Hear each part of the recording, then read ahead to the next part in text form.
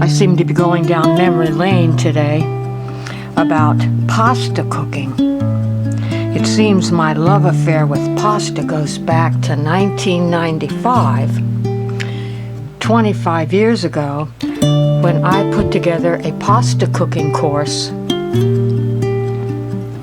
for adults, one night a week,